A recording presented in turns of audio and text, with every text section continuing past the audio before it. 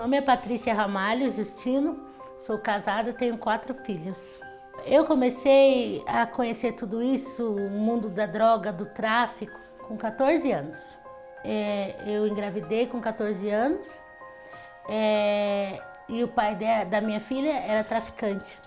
Então, tudo que ele falava eu tinha que fazer, sabe? Daí ela nasceu e ficou pior, porque daí eu tinha medo dele, ele me batia muito, sabe? Ele chegou a me dar 2 tiros, tentou me matar, mas aí ele me obrigava a voltar por causa dela, que ele ameaçava, né?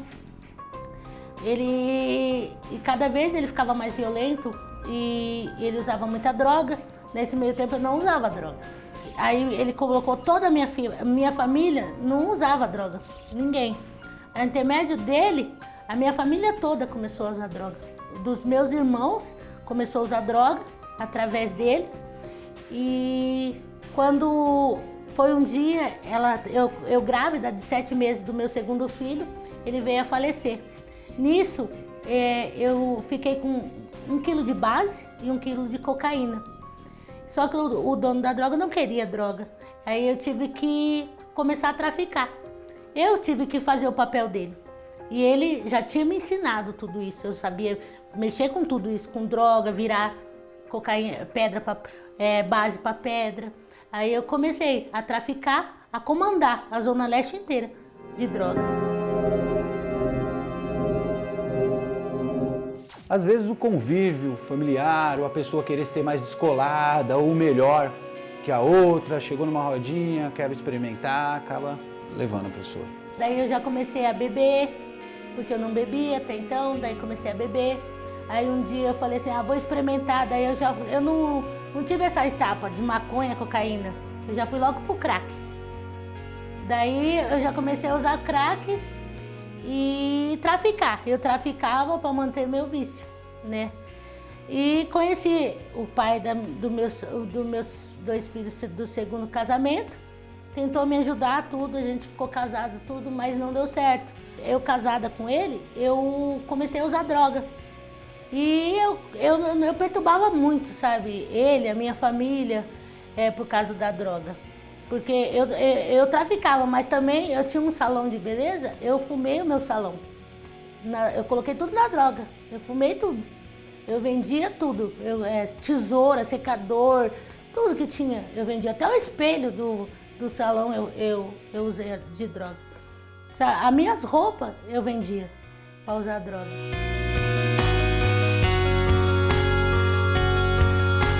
Quando acaba tudo aquela droga que ele tem já, que ele já consumiu, né? Então ele sai atrás para tentar consumir a droga novamente.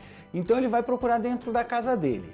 Procura tênis, televisão, som, alguma coisa que possa trocar para ele estar adquirindo uma droga.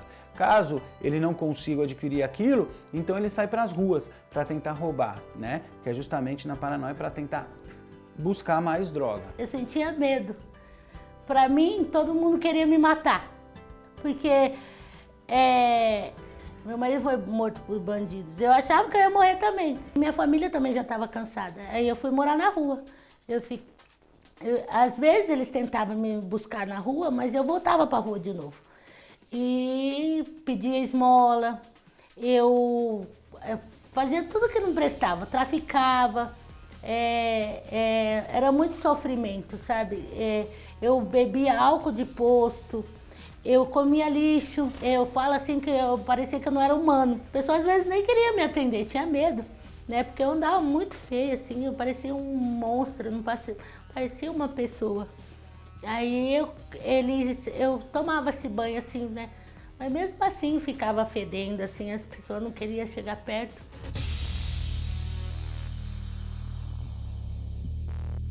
Às vezes eu andava com faca, sabe, para ninguém mexer comigo. Eu arrumava muita briga na rua, de sair na mão com as pessoas, de dar facada, sabe? Eu fui uma pessoa muito agressiva. Com tudo, sabe? Com a família, com tudo. Eu ficar dias e chegar e ver meus filhos. Eu via eles de longe, sabe? Brincando. E eu tinha vergonha de chegar do jeito que eu estava perto deles. Então daí eu não queria chegar, eu ficava longe.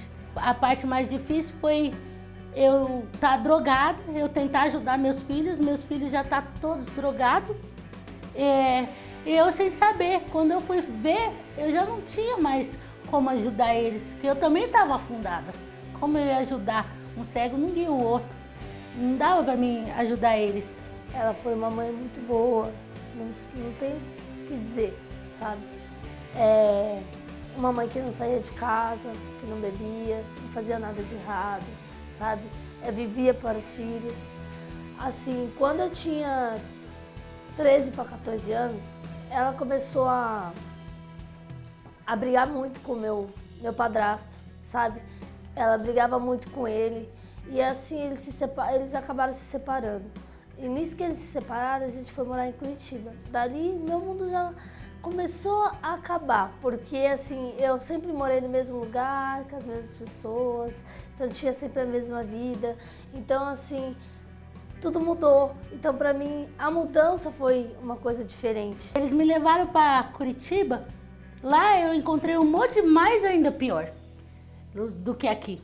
Lá também eu trafiquei, lá eu roubei, lá eu quase fui presa.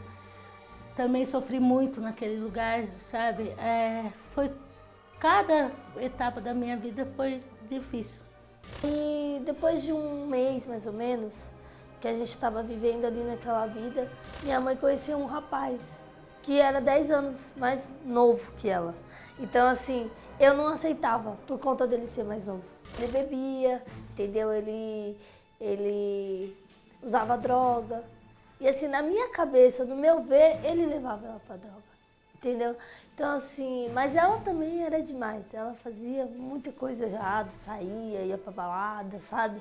E assim, e nisso ela começou a se libertar, ela dizia, que se estava se libertando, que ela viveu muitos anos presa por conta da família e tal, e aí ela começou a se libertar. Então eu não aceitava, eu achava que ela tinha que continuar sendo aquela mãe boa, aquela mãe que sempre estava ali do meu lado, sabe? Eu não conseguia entender aonde foi que perdeu isso. Eu comecei a me desentender muito com ela por conta disso, muito. Sabe, a adolescente rebelde.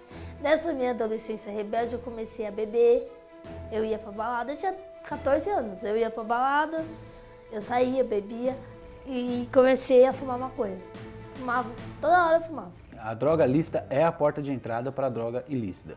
Às vezes a pessoa começa usando um pouquinho de álcool, que não vai dar nada, uma cervejinha, um álcool, acaba partindo para os mais fortes depois, a partir daí. Às vezes eu chegava bêbada, ela chegava mais bêbada que eu. Então assim, ela nem notava que eu estava tão bêbada. Eu tentava me matar tomando remédio. Uma vez eu tomei, acho que 15 cartelas de diazepam, que era o que minha mãe tomava no tratamento dela. Eu usei muita droga e eu não conseguia dormir, sabe? Eu não conseguia dormir de tanta droga que eu usei, eu não conseguia dormir. Aí eu comecei a tomar esse remédio, tomar, mas chegou uma hora que eu comecei a tomar, mas na intenção de me matar e dormir para nunca mais acordar.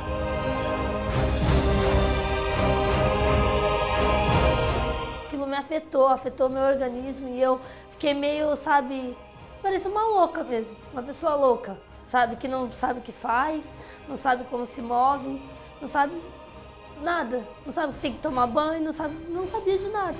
Já não tinha mais aquela família, sabe? Ela ficava no quarto dela com o namorado dela, eu ficava no meu quarto com o meu namorado e com os amigos, tudo lá dormindo, bêbados também, bebendo, fazendo coisa errada. E isso foi desgastando cada vez mais, sabe? E aí minha mãe, com o passar do tempo, começou a destruir cada vez mais a minha família, cada vez mais sendo destruída. Aí foi quando minha mãe começou a sumir. A gente não dava muita importância, porque achava que ela estava com o namorado dela, que ele morava sozinho e tal. Foi quando uma vez ele foi preso. E aí ele chegou no outro dia de manhã, falou assim, cadê sua mãe? Aí eu falei assim, ué, tá com você, né? Daí ele pegou e falou assim, não, eu tava presa. Foi quando ela pegou e foi todo mundo procurar. Foi esse dia que meu mundo desabou, de uma forma que não tem explicação. Aí, tipo, a gente começou a procurar ela, procurou bastante. foi quando a gente viu o lugar onde meu tio usava droga. Eu e minha avó. Aí a gente falou assim, vamos lá ver? Aí a gente foi. Quando eu cheguei perto assim, era um barraco. Um barraco feito de coberta, madeira, sabe? E eu comecei a tirar aquelas cobertas. E aí eu tirei. Quando eu tirei, levantei a última manta assim. E aí eu olhei dentro. Na hora que eu olhei dentro, ela tava usando droga. Na hora eu olhei e falei assim, mãe, o que a senhora tá fazendo? Daí ela pegava e falava assim, sai daqui, tira minha mãe daqui. Ela falava, não deixa minha mãe ver. Entendeu? Porque minha avó estava junto comigo. A minha avó já começou a passar mal do coração, já começou a ter um ataque. Aí eu peguei e falava assim, olha o que a senhora está fazendo, assim. E aquilo para mim foi o fim. Eu chegava num ponto assim, meu filho tá traficando na biqueira, eu falava assim, aí, me dá uma pedra. Ele, mãe, só tava fazendo eu passar vergonha. Eu falava assim, me dá 5 conto aí, porque ele vendia cocaína, ele não vendia pedra. Daí eu falava, não, mas você tem que me dar 5 reais, porque eu tenho que comprar, né? Ele uma vez, ele olhou pra mim e falou assim, você não é minha mãe, você é um lixo. Ele falou pra mim. Aí eu peguei, e nervosa, eu peguei um cachimbo, e não podia fumar na biqueira, né? Eu peguei um cachimbo e fiquei fumando na frente dele. Esse foi o pior, sabe? Eu acho que eu decepcionei muito ele. Pra mim eu não tinha filho, pra mim eu não tinha mais nada. Pra mim, o meu filho era a droga, o meu filho era o crack.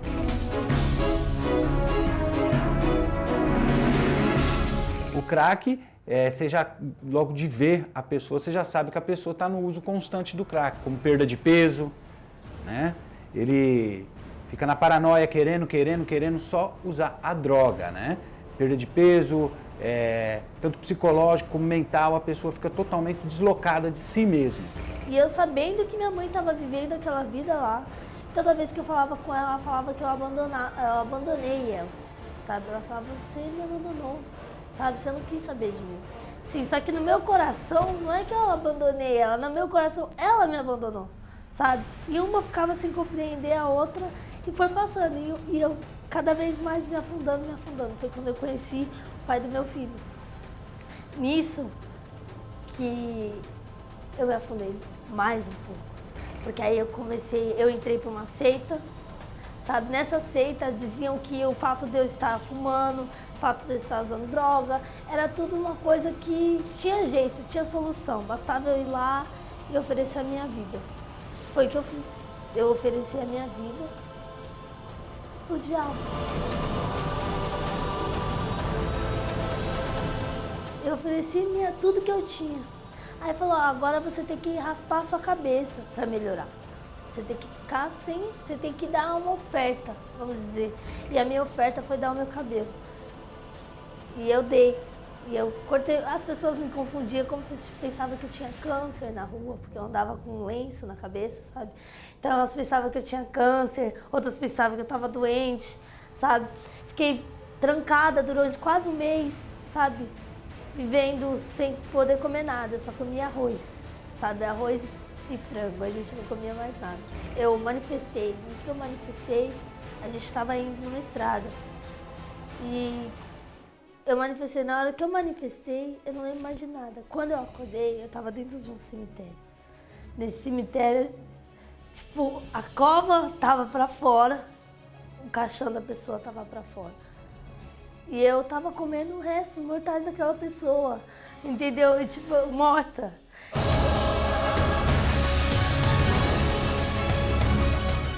Então, assim, e todo mundo ria, entendeu? Eles riam, eles davam risada, sim, muitas outras pessoas manifestadas. Só que, assim, no fundo, eu sabia que aquilo ali era errado. Eu sabia que assim, que tinha alguma coisa errada, que não era certo o que eu estava fazendo, entendeu? Aí eu comecei, e cada vez eu fui me afundando mais ainda. E eu não melhorei da droga. Aí que eu me entreguei para ela mais ainda. Eu usava de um pino que eu usava, eu comecei a usar 5, 6 numa noite, sabe? Uma vez eu quase tive uma overdose com meu ex-namorado. O foco era a droga. Eu tinha que ter os 50 reais da droga, 30, o que seja, da droga. Foi quando eu me afastei de todo mundo. por conta também da seita que eu tava, eu me afastei da minha família, eu me afastei dos meus amigos. E todos os empregos que eu arrumava, eu perdia. Porque eu sempre ia trabalhar drogada. Entendeu? Então, assim, eu sempre perdia. Ou eu ia para uma balada e chegava no outro dia, não conseguia ir trabalhar. E perdia, e era demitida. Então, assim, eu peguei e não tinha mais como arrumar emprego, como arrumar dinheiro. Não tinha mais o que fazer. E eu peguei e falei, eu vou roubar. Começou uma coisa na minha cabeça, sabe? O diabo na minha cabeça usou a minha mente a noite inteira falando na minha cabeça. Cada vez que eu chegava na casa da minha filha, eu via minha filha cada vez pior. Magrinha, sabe? E bêbada. Uma vez eu passei no serviço dela, o patrão dela falou assim, a senhora não sabe o que ela fez. Eu falei, o quê? Ele me mostrou 1 litro de velho barreiro, seco, sem nenhuma gota. Ela tinha bebido tudo no serviço. Cheguei em casa, cheguei na casa dela, ela drogada, sabe? Só que eu falei assim, mas e a bebida, né? Porque ela não estava bêbada, mas por quê? Ela já tinha usado tanta droga que o efeito da pinga já tinha passado da droga. E ela foi presa, tudo. Eu fui presa. Sofri muito lá. Muito, muito, muito. E eu não achava certo, eu não achava justo eu estar ali, eu não achava que era certo minha mãe ter me abandonado. Eu não entendia que ela estava doente, eu não entendia nada disso. Para mim, ela amava mais o meu irmão do que a mim, entendeu? Para mim, ela queria mais ficar com ele. Para mim, por eu ter abandonado ela e ele ter ficado lá, ela me abandonou também. Sabe? E isso tudo na minha cabeça. Eu sofria perseguições lá dentro, assim, as pessoas até gostavam de mim, mas só de saber que eu era dessa seita, já não me aceitavam, entendeu? Não me aceitavam. Aí eu sofri muito, mais pela ausência da minha mãe. Nada substituía a presença dela ali, nem que fosse por um dia, nem que fosse por algumas horas, que era o dia da visita, sabe?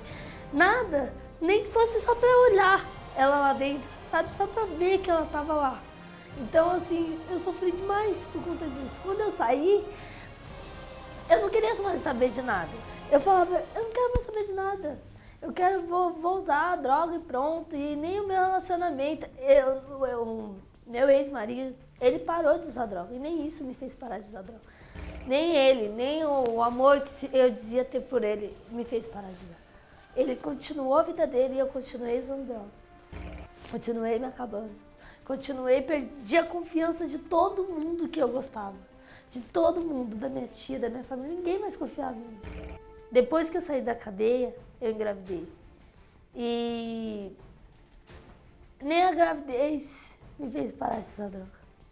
Nem o fato de ter um filho me fez parar de usar droga. Eu não sentia nada, na verdade. Sabe? Eu não sentia amor de mãe. Todo mundo falava, mesmo quando você tem um bebê dentro da sua barriga, você tem aquele amor de mãe, sabe? Aquela coisa legal. Você sente que tem alguma coisa. Eu sentia, mas não tinha amor, sabe? Não tinha amor. Eu continuei bebendo, continuei fumando, continuei usando droga da mesma forma, sabe? Nada me afetou. Entre as mulheres, a maconha pode modificar o ciclo menstrual normal, inibir a produção de óvulos também, né? Pode afetar a criança também, né? Isso, a maconha, que eles dizem que é uma droga fraca, né? Que eles podem usar. Imagine a cocaína ou o crack, pode afetar as crianças virem nascer com deficiência mesmo. Os dois passou por penitenciária, os dois foi preso. Eu me culpava muito, sabe? Eu achava que tudo isso que aconteceu com eles era minha culpa. Porque bem dizer, eu apresentei a droga para eles. Então, para mim, era muito triste isso. Para mim, era muito difícil. E minha mãe, ela via isso, ela sofria muito, ela chorava.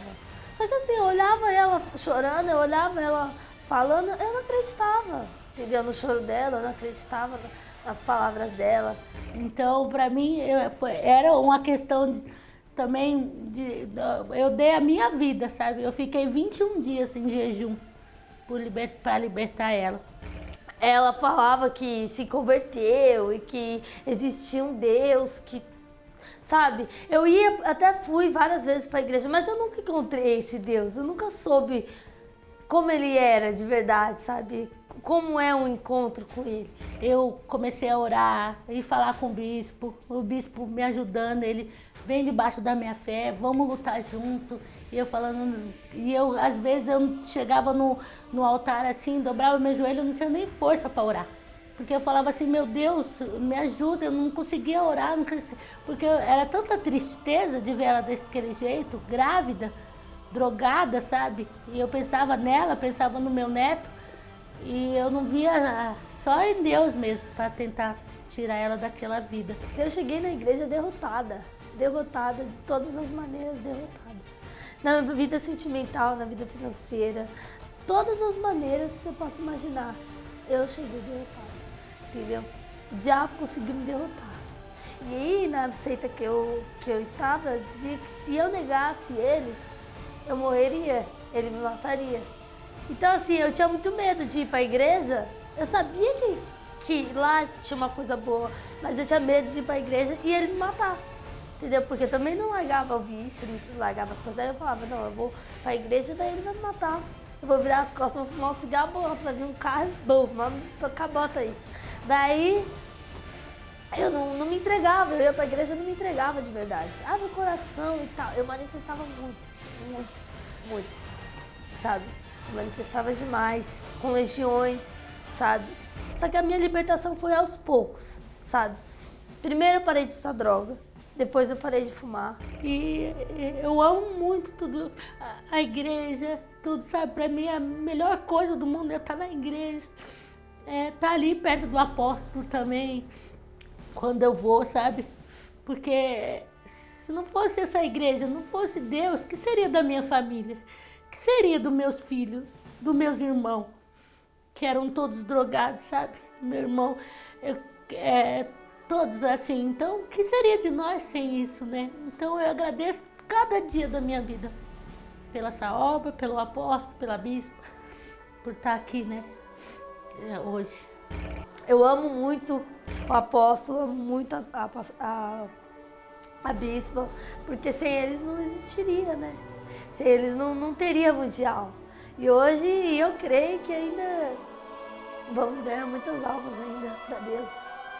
Meu Deus, você sabe do que eu era, sabe? Tá ali naquela rua, tá ali dormindo às vezes com um monte de pessoas sujas, sabe? E hoje eu tô aqui, eu sou uma obreira, sabe? As pessoas me respeitam, me admiram, sabe? Pelo que eu sou, sabe? E eu posso ajudar mais e mais pessoas que estão assim também. Então, para mim é muito gratificante eu estar ali, eu poder ajudar, eu poder estar junto com aquelas pessoas que um dia que chegam do mesmo jeito que eu cheguei e eu poder ajudar elas. É muito gratificante para mim, é muito bom.